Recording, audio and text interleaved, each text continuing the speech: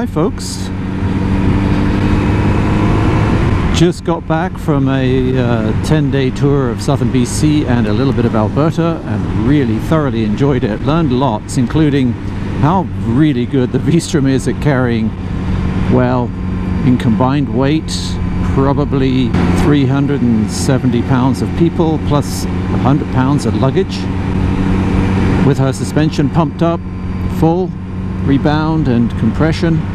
Unbelievable handling. The 5 things I hate about the Z900RS video went down really well. Most people, even the owners, seem to appreciate the honesty in that one. Yeah, it's not perfect and there are issues, minor, but they need sorting, I think, particularly the fueling. And so overall, with a lot of feedback from folks, I've got a good idea about tires I want to upgrade to. I've got a good idea about the reflash I'm going to get. Many people just basically confirmed my suspicions anyway, that there were several reflashes out there, but one stands head and shoulders above all the others. When you listen to the feedback and the reviews, particularly from you guys, thanks very much. I really appreciate it. And so I will this winter, because I don't want to be without this bike for, you know, and apparently the person who does the reflash is on holiday till halfway through September, so right now it's halfway through August, and I don't really want to be without the bike. The other thing I appreciate about this bike is, after riding another bike for 10 days, 2 up, coming back and just feeling how smooth and luxurious this 4-cylinder engine is, how the power rolls on like it does, just the difference in the 2 bikes. I appreciate the difference in bikes. Oh my God's sakes, guy. You could go into the middle and merge in. That's what we all do. What are we waiting for here?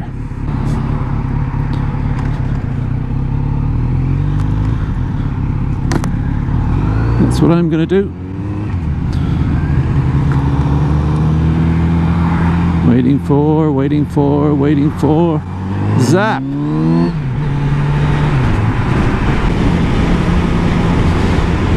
Yeah, the tour of BC was absolutely fantastic. It just reaffirmed for me how pretty this province is, how varied it is, and of all the places, and there were many gorgeous places. I mean, that Lillooet Duffy Lake Road, oh my God, is that ever gorgeous.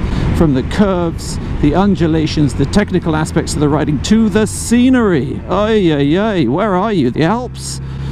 Wow, amazing.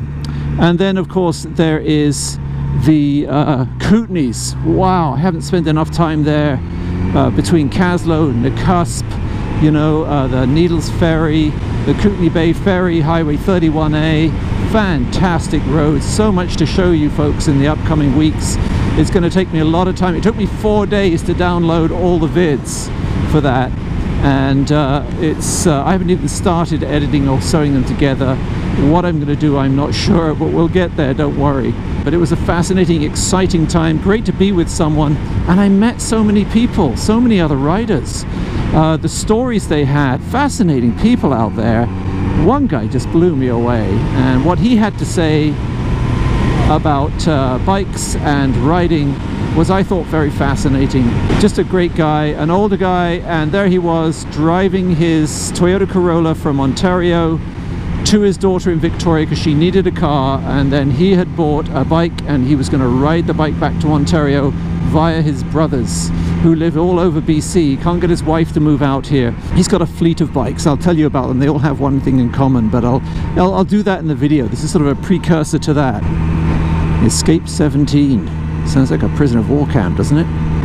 Yeah, I mean, right up to the ferry on the way home, where we basically hunkered down with a group of Harley riders. There must have been 40 or 50 on the ferry. It was quite phenomenal being involved in the you know, the roar of thunder as we got off the boat.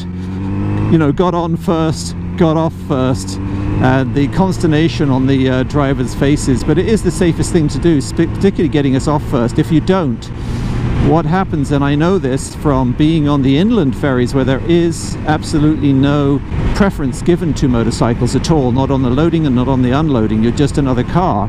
What happens is when you get off and you're stuck behind things like this on some of the most beautiful curly roads, well, nature takes its course and we all start trying to thread our way through traffic. Yeah, it gets a bit silly. You'll see on one particular video where there are a couple of Ducatismo, and one of them takes one hell of a risk, really silly, and just just makes it. It looked to be a bit nasty at one point. I thought this isn't going to end well, and he just made it.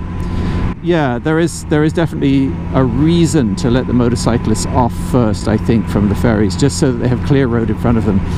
Being stuck behind things like this, particularly with the buffet, a lot of car drivers don't realize the buffet you can get off things, especially at speed when they're all trying to do, you know, 60, 70 miles an hour on curly roads. They're not familiar with the roads. They're all being silly buggers. It doesn't matter if you're on a bike or in a car. They're all trying to get places as fast as they can. They're either at the beginning of their holiday and anxious to get there, or at the end of their holiday and at the end of their string, as it were. We saw plenty of that, people doing stupid things in vehicles. It doesn't have to be a motorcycle, but somehow we get the rap. So to get out and away from those people, it makes sense. And so I think the inland ferries should let bikes off first, not let them on with preferential treatment. And I guess I'll go into that in the ferry as to why that shouldn't happen and the history behind that. There is a good history to that and a good reason for it. No matter whether you're a motorcyclist or not, I think you'll understand why motorcycles don't get preferential treatment, and also why the ferries are free. I had some whacked out conspiracy theory, but it turns out there is a very logical reason as to why the inland ferries are free and these ones aren't. So I'll cover all of that in the upcoming videos. I just wanted to drop this short one out there to say I'm back, I'm really enjoying life, and had a great time, survived, saw lots. Thank you very much for all your kind comments on the Instagram. I post it every day on Instagram. I don't use my social media very much, so I beg you at the end of every video to subscribe and then follow my social media. The subscription is really important to me, but I'm starting to realize social media is too. If you want to grow, if you want to have more influence out there, if you want to spread the word a little more, then social media, particularly Instagram, is it. Oh, the rats are back. And more rats. Look at that. Rats everywhere. The cloven rats. Go away. Look at them.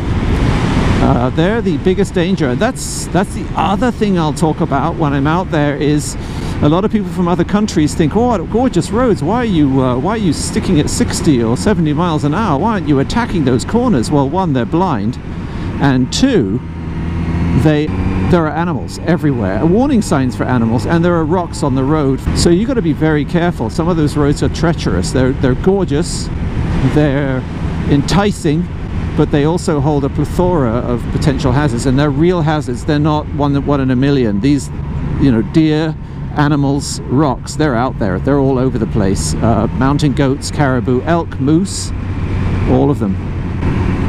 So thanks, guys. Just a short one today, just to entice you into hopefully next week's video when I'll get the first one pumped off, and I'd love to show you part of my home, where I live, my province, and a little bit of Alberta.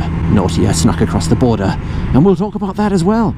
The Prince of Wales, men in kilts, and windstorms. What do they all have in common? Once again, thanks for watching, everyone. If this is the first time you've watched, please consider subscribing. I do product reviews, motorcycle reviews, off-road and on-road vlogs, as well as tours. Don't forget to follow me on social media, that's Instagram, Facebook and Twitter, and to like, and especially, I'm begging you here folks, subscribe. This is the BlueMarbleRider, out.